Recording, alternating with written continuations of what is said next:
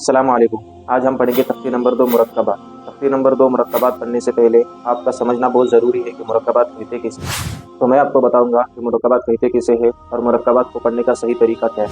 तो मुरक्कबात बताने से पहले मैं आपसे ये कहना चाहूँगा, आप अगर हमारे चैनल पर नए हैं और आप भी कुरान पढ़ना सीखना चाहते हैं तो हमारे चैनल को सब्सक्राइब करें और बेल आइकन को ज़रूर दबा देना ताकि आने वाली हर वीडियो आप तक जल्द अज जल्द पहुंचे। तो अब हम चलते हैं तख्ती नंबर 2 मुरक्कबात की तरफ। तो मैं आपको बताना चाहूँगा कि मुरक्कबात जो है वो मिले हुए हरफों को कहते हैं, जुड़े हुए हरफों को कहते हैं। जैसे कि यहाँ पर आपको दिखाई देगा कि बा अलिफ ये मुरक्कबात है, क्योंकि ये बा और अलिफ जो है वो जुड़ा हुआ है, इसलिए इसको मुरक्कबात कहेंगे। इसी तरह इधर है जीम अलिफ, ये जीम अलिफ जो है वो मुरक्कबात है, क्योंकि जीम और अलिफ मिला हुआ है। इसी तरह ये है लाम अलिफ भी जो है इसको भी हम मुरक्कबात ही कहेंगे, क्योंकि ये भी मिला हुआ है। इसी तरह ये है मीम अलिफ ये भी जो है वो मुरक्कबात है, इसलिए क्योंकि ये भी जो है वो जुड़ा हुआ है, मिला हुआ। तो इसी तरह मैं आपको तख्ती नंबर 2 की तरफ लेकर चलता हूँ ताकि आपको तख्ती नंबर 2 का पूरा सबक समझ में आए। तो ये रहा आप लोगों के सामने तख्ती नंबर 2 का मुकम्मल पेज।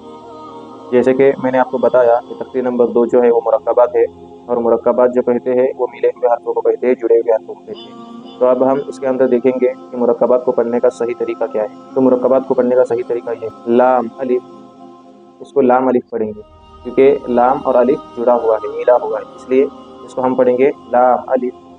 इसके बाद है जीम अलिफ, इसको जीम अलिफ पढ़ेंगे, क्योंकि पहले जो है वो जीम है और उसको अलिफ मिला हुआ है, इसलिए इसको पढ़ेंगे जीम अलिफ। इसी तरह ये है फिर लाम अलिफ, इसको भी हम लाम अलिफ पढ़ेंगे, क्योंकि ये लाम और अलिफ मिला हुआ है। इसके बाद जो है वो मीम अलिफ, इसको हम मीम अलिफ पढ़ेंगे। क्यों मीम अलिफ पढ़ेंगे? क्योंकि मीम और अलिफ मिला हुआ है, जुड़ा हुआ है। इसके बाद जो है वो फिर लाम अलिफ, इसको भी हम लाम अलिफ पढ़ेंगे। क्यों लाम अलिफ पढ़ेंगे? क्योंकि लाम और अलिफ मिला हुआ है। तो उसके बाद है बा अलिफ, तो ये बा और अलिफ जो है वो मिला हुआ है, इसलिए इसको भी मुरक्कबात कहते हैं। इसी तरह फिर है लाम अलिफ, तो ये लाम और अलिफ मिला हुआ है, इसलिए इसको भी मुरक्कबात कहेंगे। इसके बाद है लाम जीम, लाम और जीम मिला हुआ है, इसलिए इसको भी मुरक्कबात कहेंगे। इसके बाद फिर है लाम अलिफ, तो ये लाम और अलिफ मिला हुआ है, इसलिए इसको भी मुरक्कबात कहेंगे। फिर उसके बाद जो है वो लाम बा, तो ये लाम और बा जो है वो मिला हुआ है, इसलिए इसको भी मुरक्कबात कहेंगे। और इसको जो पढ़ने का तरीका है लाम बा। इसके बाद है लाम अलिफ, तो ये भी जो है वो लाम अलिफ है, और इसको भी हम मिलाकर पढ़ेंगे क्योंकि ये मुरक्कबात है। इसी तरह इसके बाद है बा लाम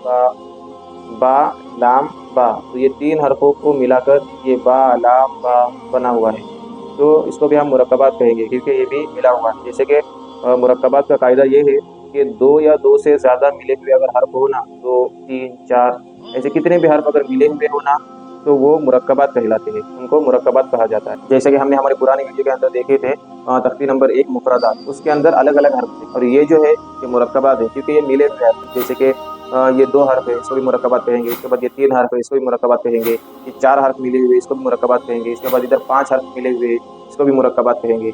यानी 2 से ज़्यादा जितने भी हर्फ अगर मिले हुए होंगे ना, तो उसको हम मुरक्कबात कहेंगे। तो उम्मीद है कि आप लोगों को समझ में आ गया होगा कि मुरक्कबात कहते किसे है और मुफरदात कहते किसे है। जैसे कि मुफरदात तो सबक हमारा हो चुका है और मुफरदात आपको समझ में भी आ गया।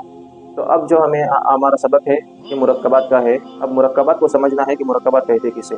मुरक्कबात जो है वो मिले हुए हरफों को कहते हैं, जुड़े हुए हरफों को कहते हैं। तो मैंने आपको मुरक्कबात कहते किसे है ये भी बता दिया, और मुरक्कबात को पढ़ने का तरीका जो है ये भी मैंने बता दिया। तो ये थोड़ा सा सबक जो है वो मैंने आपको दे दिया हूँ। जैसे कि मुरक्कबात का सब आपके सामने मैंने खोला था, और मुरक्कबात के सब के अंदर आपको बताया था कि इसको पढ़ने का तरीका कैसा है। तो ये जो मुरक्कबात का सब है, इसके अंदर जितना मैंने पढ़ाया हो वो आपको घर पर पढ़ना है, घर पे पढ़ना है, इसको बार बार पढ़ना है। आपको समझना है कि कौन सा ये बा अलिफ कौन सा है, मीम अलिफ कौन सा है। मीम जब मिलता है किसी हर्फ से तो किस तरह बनता है। उसके बाद जीम जब किसी हर्फ से मिलता है तो उसकी शक्ल कैसी होती है। उसके बाद या जब किसी हर्फ से मिलता है। ये सारा जो सबक है ना, वो इंशाल्लाह हमारे अगले वीडियो में आएगा। तो इस सबक को पहले हमें पढ़ना है और समझना है कि मुरक्कबात के अंदर जो हर्फ मिले हुए होते हैं, शक्लें होती है, उसमें उन्हें हमें पहचानना है। तो इसलिए ये 2 लकीर जो है वो आपको अच्छे से पढ़ना है और याद करना है, ताकि आपको भी समझ में आ जाए कि बाकी शक्ल, मीम की शक्ल, लाम की शक्ल मिलने के बाद कैसी होती है। तो ठीक है, मिलते हैं इंशाल्लाह अगली वीडियो में। अस्सलामु अलैकुम वरहमतुल्लाह।